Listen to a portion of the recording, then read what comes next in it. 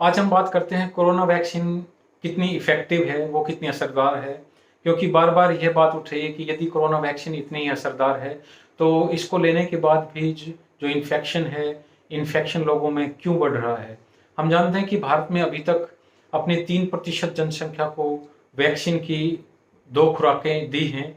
जो 2 डोज़ हैं अभी तक सिर्फ 3% जनसंख्या को ही हम दे पाए हैं, लेकिन पूरी वैक्सीन के बाद आने वाले संक्रमण के मामले अब बढ़ते हुए दिख रहे हैं।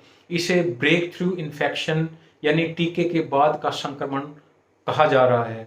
हेल्थ वर्कर्स, डॉक्टर्स, नर्स, अस्पताल और क्लिनिक में काम करने वाले लोगों को खास तौर पर इसका सामना करना पड़ रहा है। सवाल यह है कि क्या भारत में जिन 2 टीकों का इस्तेमाल किया जा रहा है, वो नए और तेजी से फैलने वाले वेरिएंट पर काम करते हैं? इस बात में कोई शक नहीं है कि कोरोना की वैक्सीन कारगर है। यह वैक्सीन इन्फेक्शन से नहीं बचाती, लेकिन ज़्यादातर लोगों को गंभीर रूप से बीमार होने से ज़रूर बचाती है। लेकिन टीके 100% कारगर नहीं होते हैं, खास तौर पर इस तेजी से बढ़ती महामारी के दौर में। इसलिए वैक्सीन लेने के बाद भी इन्फेक्शन होना आश्चर्य की बात नहीं है।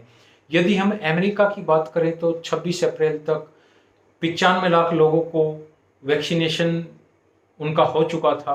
अमेरिका के centre for disease control and prevention CDC के मुताबिक इनमें से 9045 लोगों में ब्रेक थ्रू इन्फेक्शन यानी टीके के बाद संक्रमण हुआ।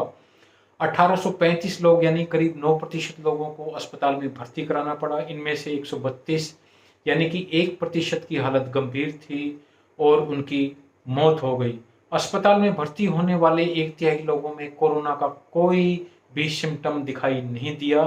वहीं जिन 15% लोगों की मौत हुई, उनमें मौत का कारण न तो कोई कोविड के लक्षण थे और ना ही इनसे कोई जुड़ा हुआ कारण था।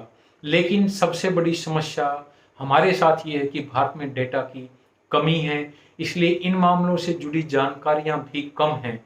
इसलिए वैक्सीन को लेकर बड़ी चिंता है। चिंता क्या है कि भारत में चल रहे टीकाकरण अभियान की सुस्त रफ्तार को लेकर हम काफ़ी चिंतित हैं। अभी भी हर्ड इम्यूनिटी दूर तक नहीं दिख रही है। हर्ड इम्यूनिटी तब आती है जब एक बड़ी आबादी को बीमारी से प्रतिरोधक क्षमता उसमें आ जाए। ये टीकाकरण से भी हो सकता है और प्राकृतिक रूप से बीमारी से भी ठीक होने के बाद भी ऐसा हो सकता है। ऐसे में अगर लोगों में वैक्सीन को लेकर डर बैठ जाए तो ये बड़ी समस्या हो सकती है।